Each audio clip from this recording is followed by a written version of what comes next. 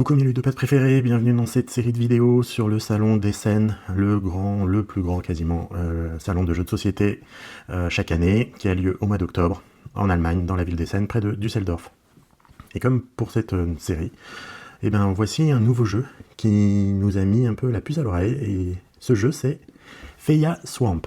Alors Feia Swamp, ça vient d'un éditeur qui s'appelle Fractal Juegos, qui est un éditeur qui vient du Chili, et qui est présent sur Essen depuis peu, qui généralement était là pour présenter des jeux, on va dire plutôt légers, des poids moyens. Et ici, ils viennent avec un jeu un peu plus expert, et qui vient surtout de deux auteurs, deux frères, qui s'appellent les frères Ostentag, et un est très connu parce qu'il a fait les jeux comme Terra Mystica, Projet Gaia et Age of Innovation. Et d'autres aussi, mais surtout ceux-là qu'on retient. Ces deux frères avaient déjà fait auparavant un jeu. Ce jeu-là, c'était Kaiwai. Et donc, Feia Swamp est une sorte de réimplémentation de ce jeu, mais qu'ils ont un peu pimpé, qu'ils ont un peu amélioré, et qu'ils ont étoffé et puis modernisé, parce que je crois que c'était un jeu qui devait dater de 2005. Donc, c'était pas récent. Ce que je vais faire, c'est que, comme d'habitude, je vais vous présenter un peu le matériel. Alors, pour information, hein, l'illustrateur de ce jeu, c'est Zemiko. On le voit tout de suite, il y a quand même une prise de parti sur cette illustration, qui laisse pas indifférent, je pense. On va parcourir un peu le matériel, alors surtout sur la partie règles du jeu, comme ça vous allez voir. Donc, vous avez un plateau, on va dire contour. Chaque tour, c'est une colonne, donc vous avez ici la première manche, la deuxième, la troisième et la quatrième. Vous avez un petit rappel du scoring final à la fin du jeu. Ici, ce sont les tuiles qui sont là. Donc, vous allez multiplier les habitations que vous avez en fonction des îles que vous aurez dans le marécage. Vous avez ici les deux cartes de scoring qui sont mises là. Ensuite, vous allez avoir un poisson, 1 point, une gemme de mana, 1 point, et enfin 10 sous, 1 point. Voilà. Donc là, vous avez tout de suite comment se situe le jeu. Vous avez ici 3 objectifs qui sont des courses. Premier arrivé va prendre le maximum de points. Donc ici, on voit 15 points, puis 10, puis 7, puis 5. Vous avez en haut des cartes guides. Les cartes guides, ce sont des personnages qui viennent guider votre clan dans le marécage. Donc vous l'avez compris, hein, le thème, on est des habitants du marécage et on va un peu se combattre pour se faire de la place, tout en essayant de faire plaisir au dieu du marécage et lui offrir des poissons. Donc ici vous voyez les différentes cartes personnages que vous allez pouvoir choisir en début de partie, et à chaque tour d'ailleurs, avec des pouvoirs spécifiques. Vous avez donc la map du jeu, vous avez ici la zone d'action. Vous allez voir, c'est une pose d'ouvrier, et vous avez le plateau principal avec les îles, comment elles sont placées au début du jeu. Vous avez les sous ici, et enfin les gemmes de mana et les poissons, qui sont les autres ressources du jeu. Alors, le matériel, voilà, c'est vu. Il y a aussi un petit plateau personnel, alors on le voit mieux, je pense, là, voilà. Le plateau personnel, avec, ici on voit la position de départ. Vous avez des bâtiments, ça c'est les bâtiments que vous allez pouvoir construire à la couleur de votre clan. Vous avez une piste de navigation ici, enfin on va dire une piste de navigation, et ensuite vous avez différentes pistes. Vous avez une piste asticot ici en haut à gauche, vous avez la piste des bateaux en haut à droite, ici vous avez encore une autre piste avec des ouvriers, et encore une autre piste ici, donc vous avez 4 pistes. Et puis ici on voit un personnage qui a été choisi par la personne pour guider le clan des grenouilles. Alors comment ça se passe le jeu en termes de tours? Déjà, vous allez avoir une phase de revenus. Alors les revenus, ils peuvent venir de différentes façons. Ils peuvent venir des personnages que vous avez choisis. Toutes les icônes avec un petit soleil comme ça, c'est du revenu que vous touchez en début de tour. Donc là, on voit qu'il y a des personnages qui vous en donnent. On va voir aussi que vous allez en avoir sur le plateau de jeu. Ici, vous avez un revenu de 1 gemme de mana, même si vous ne faites rien. Et plus tard, quand vous allez construire et de plus en plus construire et vous étendre, vous allez gagner tous les revenus qui sont en bas ici et tous ceux qui sont en haut. Il y a des sous, il y a un peu de tout. Voilà. Donc ça c'est ce qu'on fait en début de manche, on récupère ses revenus et il n'y a pas de souci. Ensuite, on va faire la phase d'action, tout bêtement. Donc là la phase d'action, on va revenir sur la partie règles, et je vais vous les définir, elles sont ici, on les voit un peu mieux. Vous avez 2 types d'actions. Les 2 types d'actions, vous avez les actions sur un fond marin, on va dire avec des petites vaguelettes, qui sont les actions d'eau, ici aussi, et vous avez enfin celles qui n'ont pas de vagues, qui sont des actions terrestres. Alors le plus simple c'est de commencer par la pêche.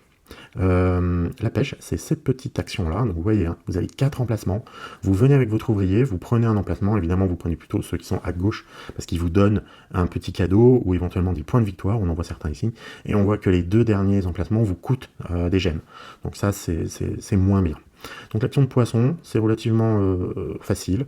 Vous pêchez, vous allez sur une case poisson, et vous allez pouvoir, si votre bateau arrive à atteindre une case poisson, bah, récupérer le butin. Alors il y a un point qui est assez important, et on va le voir potentiellement ici, c'est que toutes les actions que vous allez faire, qui sont des actions aquatiques, ont besoin donc que votre bateau se déplace. En fait, pour l'action par exemple pêcher, si je suis le joueur jaune, je peux déplacer mes 3 bateaux vers une zone de pêche pour effectuer l'action de pêche. Si je ne peux pas atteindre une action de pêche, je ne peux pas déplacer mon bateau. Ça, c'est une règle qui est immuable dans tout le jeu. Si vous ne pouvez pas atteindre l'action que vous voulez faire, votre bateau va rester coincé. Donc, quand vous faites une action, vous allez regarder le nombre de bateaux que vous avez et vous allez regarder si le déplacement est éligible. Évidemment, le déplacement est éligible en fonction, de la capacité de votre guide. Vous voyez ici qu'il donne une capacité de navigation, et avec cette capacité de navigation, vous allez l'ajouter à votre capacité de navigation de votre plateau personnel. Donc là, par exemple, il y a 3. Si j'étais ici, je pourrais avoir 5 de déplacement. Et pour 5 de déplacement, je peux essayer de réaliser l'action. Donc, si je peux réaliser l'action, je déplace mes bateaux sur un emplacement poisson, et pour chaque asticot que j'ai dans mon plateau personnel, ici, je vais pouvoir prendre 1, 2 ou 3 poissons. Donc au début du jeu, l'action de pêche vous permet juste, avec un asticot, de prendre un poisson par bateau, au mieux. Voilà, ça c'est l'action de pêche, c'est vraiment une des plus simples. Ensuite, on a l'action du commerce. Alors l'action du commerce, ça va se jouer, vous allez avoir besoin de vous approcher des îlots. Donc là on voit des îlots jaunes et bleus, rouges aussi. Par exemple, on voit ici potentiellement bleu qui a réalisé une action de commerce. Alors une action de commerce, c'est arriver près des îlots, que ce soit les siens ou ceux des adversaires, et déposer un poisson sur chaque îlot pour, entre guillemets, leur vendre votre poisson. Les poissons que vous allez réussir à vendre à vos adversaires vont vous rapporter entre 4, 3 ou 2 pièces en fonction du nombre de poissons qu'ils ont déjà sur leur tuile, sachant qu'une tuile peut accueillir maximum 3 poissons. Donc là on voit qu'il y en a déjà 2, donc le joueur bleu par exemple pourrait tout à fait mettre un poisson ici, un poisson là et un autre poisson là, et ça lui rapporterait 3 ou 2, 3 pièces, donc peut-être 8 pièces à tout casser. Voilà. Pareil, si vous ne pouvez pas arriver jusqu'à une habitation pour vendre votre poisson, vous ne pourrez pas déplacer votre bateau. Voilà. Ça, c'est le moyen de récupérer de l'argent, parce que l'argent, vous allez en avoir besoin, et pas qu'un peu. Parce que vous allez avoir une action de construction derrière. L'action de construction, donc l'action de pêche, c'était ici, l'action de vente et du commerce, c'est là, c'est vendre son poisson, et ici vous avez l'action de construction. L'action de construction, ça permet de vous débarrasser de vos tuiles, en fait, de pouvoir prendre les tuiles sur n'importe quelle piste que vous voulez, que ce soit une des 4, c'est vous qui décidez si vous avez besoin d'un bonus ou d'un autre, et vous allez essayer de vous étendre sur une île déjà existante. Alors évidemment, il y a pas mal de règles de construction, je ne vais pas toutes les dire, mais évidemment, les îles ne peuvent pas se toucher, on est un peu comme sur Terra Mystica, les îles ne peuvent pas se rejoindre, il faut laisser des possibilités de navigation, vous ne pouvez pas enfermer quelqu'un dans une sorte de lac, bref. Bon, il y a des règles, mais voilà, théoriquement, vous vous rapprochez d'une île et vous construisez à côté. Voilà. Ça va vous coûter assez cher, ça peut vous coûter assez cher, ça va vous coûter évidemment le coût aussi du personnage que vous avez actuellement, 3, et ensuite vous payez, je crois, 3 sous par tuile présente dans l'île, y compris les tuiles marron, qui sont les tuiles esprit, qui font aussi partie de l'île. Donc là, vous voyez que ça peut coûter 20-30 assez rapidement, cette action de construction. Mais, évidemment, on l'a vu dans le scoring de fin, un des points les plus importants, c'est évidemment le nombre de constructions que vous aurez faites. Ça va être un multiplicateur assez important, donc vous avez envie de construire beaucoup, potentiellement, à votre tour de jeu. Ça, voilà, c'était une action de construction, et vous allez avoir une action de navigation. La navigation qui est, je ne sais plus laquelle c'est, je pense que c'est celle-là, voilà, oui, parce qu'on voit les petites vagues. Donc là, vous avez une action de navigation qui en plus est bonusée, et c'est la seule action qui vous permet de vous déplacer sur le plateau sans devoir faire une action derrière. Donc là, ça veut dire que vraiment, vous pouvez faire une action pour traverser des grandes distances, et éventuellement vous rapprocher pour réaliser une action future. Cette action de navigation aussi, c'est le seul moyen d'atteindre les temples. Les temples, c'est les petites lampes torches qui sont là. Vous voyez ici, il y a un temple. D'ailleurs, c'est une case qui est un peu plus grande, qui permet d'accueillir plusieurs bateaux. Et vous allez pouvoir prendre la tuile du dessus. La tuile du dessus, elle a des points de victoire. Les tuiles, évidemment, qui sont au-dessus de la pile, valent le plus de points. Et vous pouvez aller en récupérer. Et c'est la seule action qui permet d'aller au temple, si vous en avez besoin. Ensuite, vous allez avoir l'amélioration de la navigation. Donc là, on arrive sur les actions terrestres. L'action terrestre, ici, augmenter sa navigation. Et ben, c'est vraiment très simple. C'est augmenter cette piste-là. Voilà. Ça va augmenter votre navigation à coup de quelques coups supplémentaires. Et ça vous donne tout de suite des points de victoire. Vous voyez, ça peut amener jusqu'à 8 points de victoire d'augmenter sa navigation. Voilà, ça c'est relativement relativement simple aussi. Vous allez ensuite avoir ici l'action de célébration. Ben oui, vous avez pêché, vous avez vendu votre poisson, et maintenant il va falloir l'offrir. Et bien l'offrir aux dieux potentiels du marécage. Ici, par exemple, si le joueur bleu faisait une action de vente, et ben, il va déjà gagner un nombre de points de victoire équivalent à toutes les tuiles où il y a du poisson, je crois, enfin toutes les tuiles, un point de victoire par tuile. Et ensuite, les joueurs, si vous avez des habitations à votre couleur et que vous avez du poisson dessus, vous allez pouvoir gagner des points de victoire pour le poisson que vous allez donner au marécage.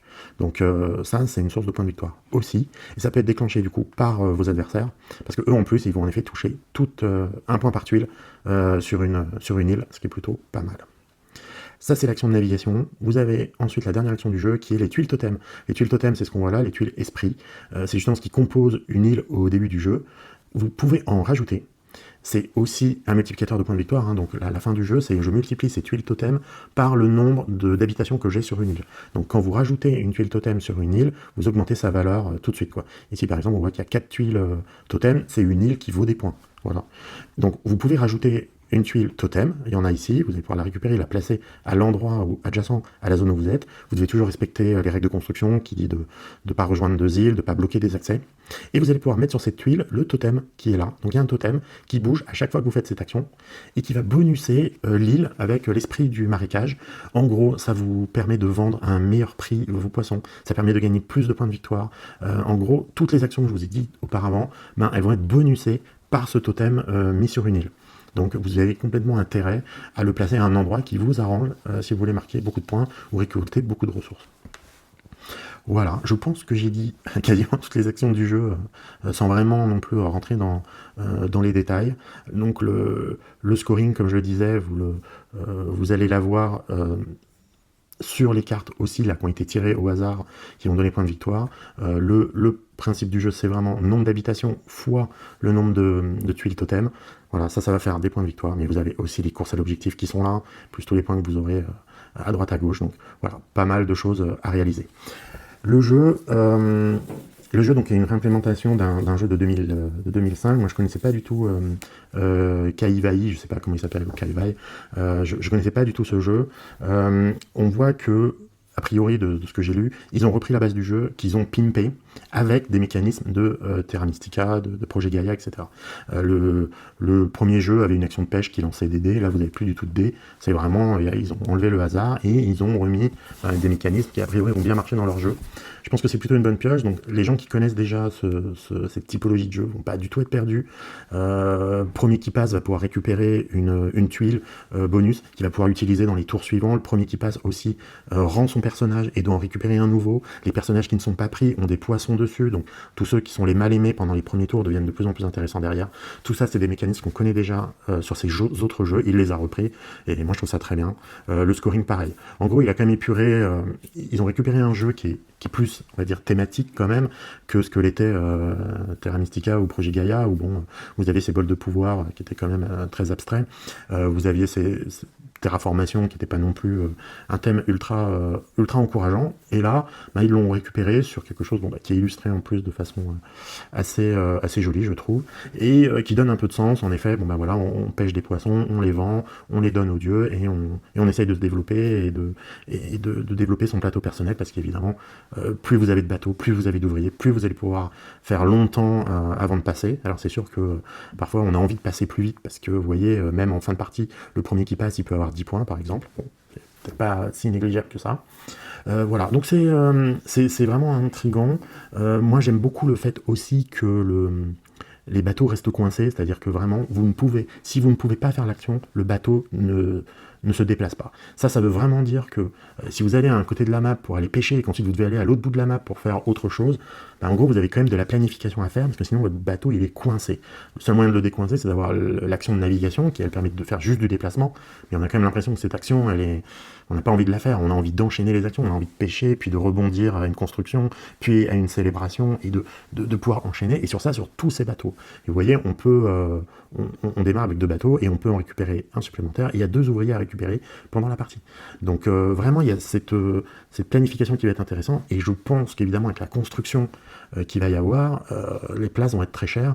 Vous avez le droit de passer à travers un bateau, mais vous ne pouvez pas vous arrêter sur la même case. Là, le joueur bleu, il est sur un port de pêche qui est très bon. Tant qu'il ne bouge pas, vous ne pouvez pas l'avoir. Bon, là, il y a un meilleur port de pêche parce qu'il y a 4 tuiles qui sont accessibles pour les joueurs. Mais voilà, les places vont être vraiment tendues, et tant que les gens ne bougent pas ou ne peuvent pas bouger, ben vous pouvez peut-être ne pas réaliser l'action que vous voulez, ou aller sur l'emplacement que vous voulez faire. Voilà, donc une bonne interaction, j'imagine, et du blocage, et c'est ça qui peut être intéressant. Voilà, c'était tout pour Feya Swamp.